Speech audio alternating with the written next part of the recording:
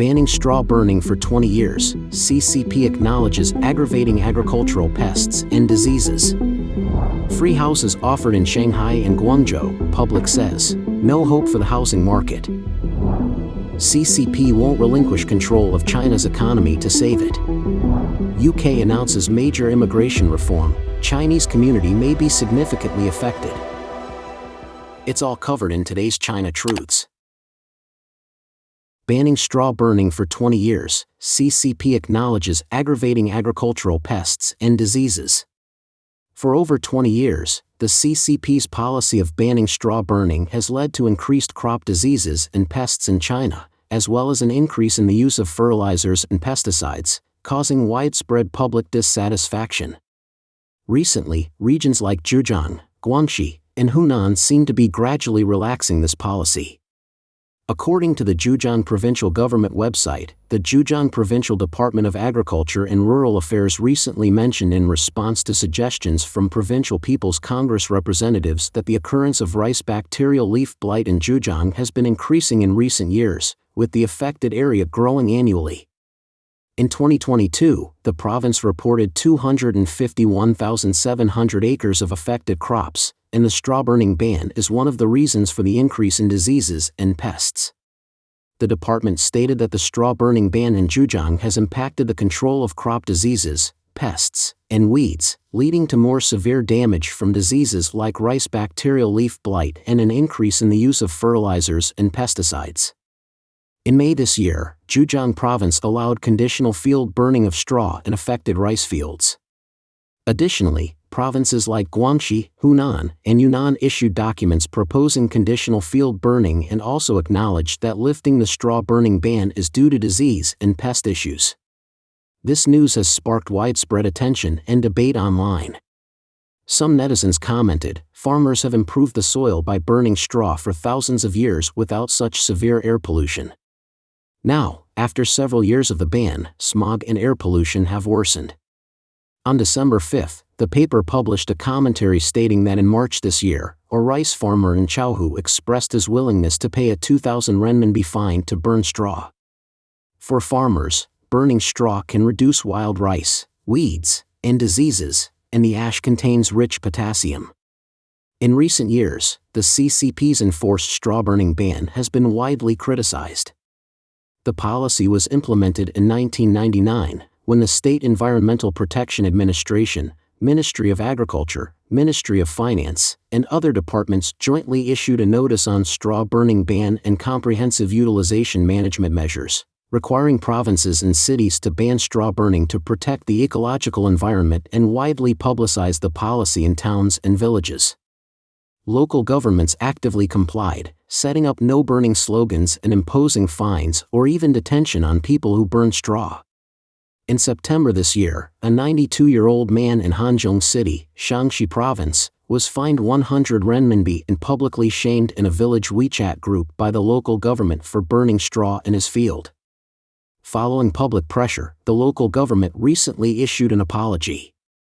In May, a villager in Hanzhong City, Shanghai province, was fined 2,000 renminbi and made to write a self-criticism for burning straw.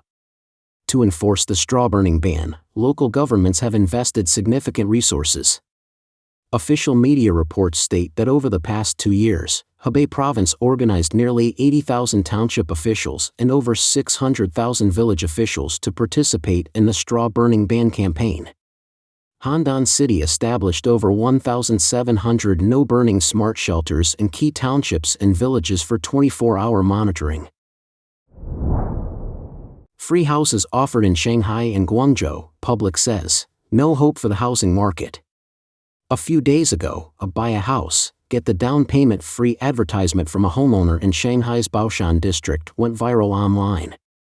The homeowner stated that when the house was purchased in 2020, it cost 2.65 million yuan, with a down payment of 930,000 yuan and a loan of 1.72 million yuan, in addition to a 300,000 yuan renovation loan. Due to salary cuts, the monthly mortgage payments became unaffordable. The property would be transferred directly to anyone willing to assume the remaining loan. On December 5, reporters from our station contacted several real estate agencies in Shanghai, who indicated that housing prices have plummeted by 40% to 50% and that the market transaction volume is very low.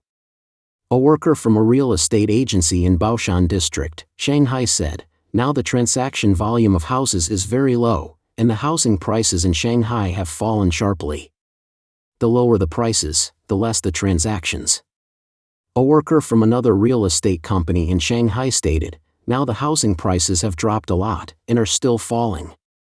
It's not easy to sell, and there are very few buyers. The market has prices but no buyers."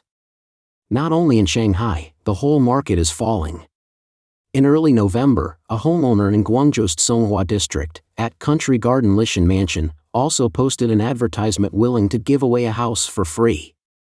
This homeowner said they had been paying the mortgage for more than 4 years, and now no down payment or previously paid monthly installments are needed. They are willing to transfer the property unconditionally to anyone who takes it over.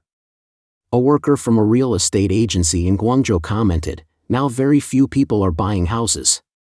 After the pandemic, the economy has worsened a lot, exports are down, and some people can't even afford to pay back their loans." Regarding the phenomenon of free houses in various parts of China, Mr. Wu, a homeowner in Guangzhou, analyzed that Chinese homeowners have become desperate for the housing market, and giving away houses for free might be a way to stop losses in time. Mr. Wu from Guangzhou said, "One reason is the poor economy, definitely because of real estate speculation. The price bubble is too high, and the rental market is also not good. In such a hopeless situation, with prices still falling, the only option is to stop the loss and liquidate. The real estate industry basically has no hope anymore. CCP won't relinquish control of China's economy to save it." The steps that CCP leader Xi Jinping would need to take to save the economy would require him to relinquish control, but he is not prepared to do that. This is the argument in the article "CCP won't relinquish control of China's economy to save it," published December 5, written by Mr. Antonio Gracefo. Mr. Gracefo is a China economic analyst who has spent more than 20 years in Asia. According to Mr. Gracefo, the general outlook for the Chinese economy is slightly better than it was a few months ago, with gross domestic product, GDP, growth hitting 4.9% year-on-year in the third quarter. However, structural issues remain in place, dampening hopes of a full recovery or a return to the years of fast-paced growth. China's economy and its leader are sending conflicting signals. There are mixed outcomes despite Xi's expressed desire to shift the economy away from real estate and export-oriented growth toward increased consumption and support for the private sector. The economy has outperformed expectations this quarter, with a 2023 growth target set at 5%, and Union Bank of Switzerland, UBS, projecting 5.4% growth. Long-term loan demand is rising, and the savings rate has dipped below 30% of disposable income, reflecting increased spending and a rising percentage of consumption in GDP. Urban unemployment has dropped from 5.3% to 5%, though this figure excludes 300 million migrant workers struggling to secure factory jobs. The decline in manufacturing employment is likely attributable to a decrease in exports, witnessing a 6.2% year-on-year fall in September and a 6.4% drop in October.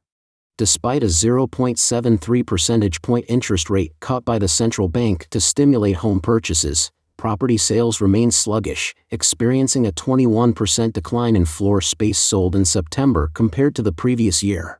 Completed buildings constitute nearly 25% of sales this year, a notable increase from 13% in 2021, signaling a decrease in new construction projects. Persistent deflation poses an ongoing threat to the economy, with consumer prices declining in each of the previous 2 quarters. Xi promised to tackle the debt and bring about quality growth.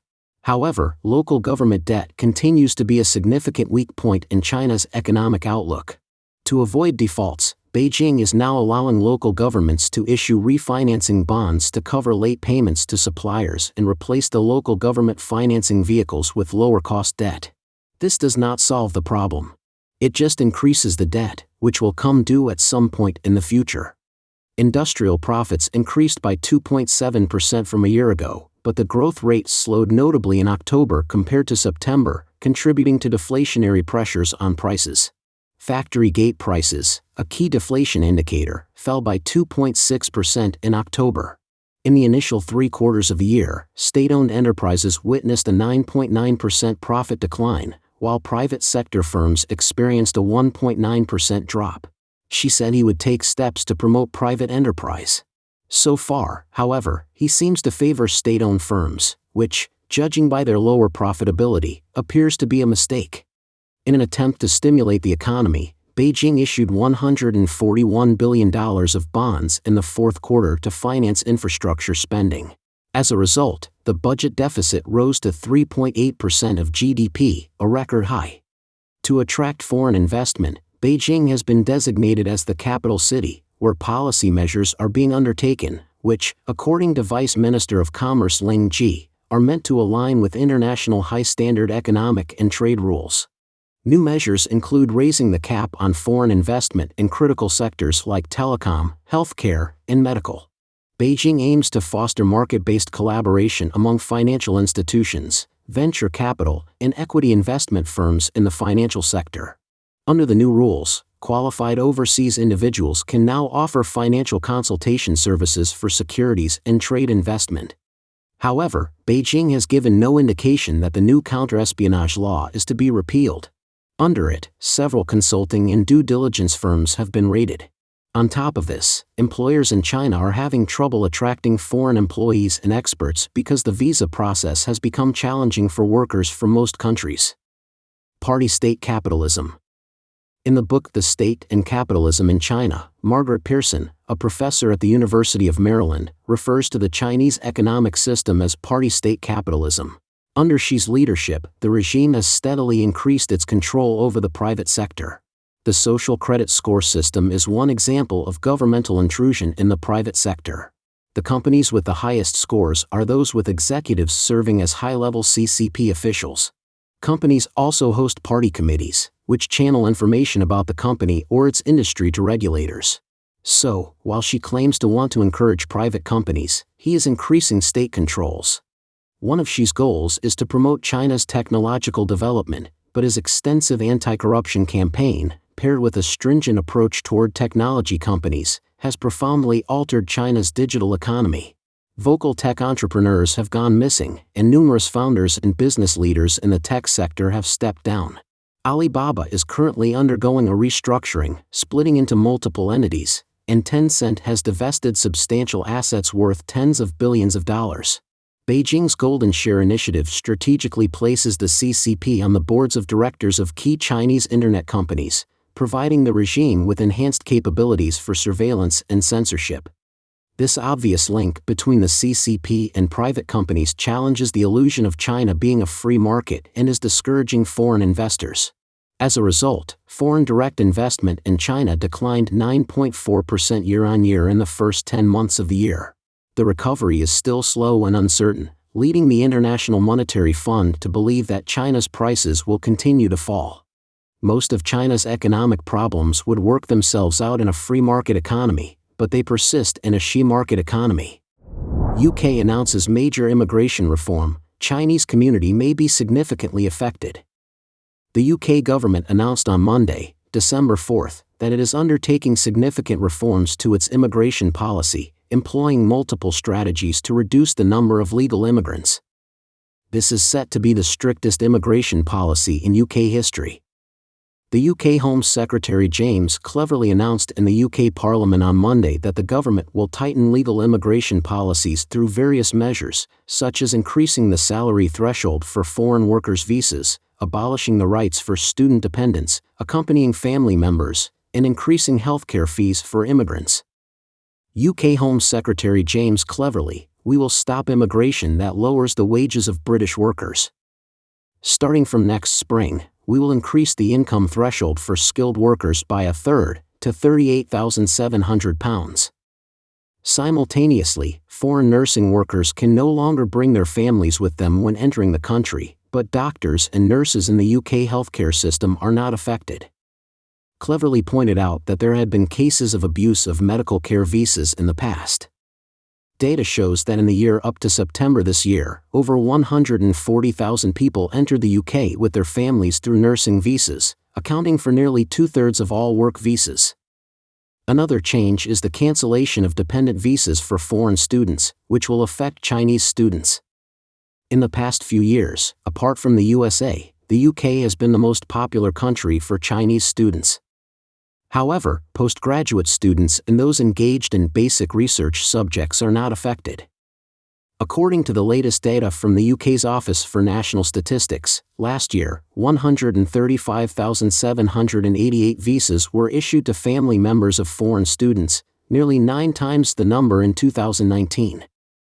The immigration healthcare fee will also increase by 66% to £1,035 per year. Furthermore, the UK has abolished the regulation allowing the employment of foreign workers at 20% below the market wage. Data from last month shows that net immigration to the UK last year reached a record-breaking 745,000 people, putting immense pressure on the government. The top 3 countries for immigrants were India, Nigeria, and China. Don't forget to leave a comment in the section below to share your opinions on today's topic with us. Make sure to like and subscribe to see more interesting topics from China Truths.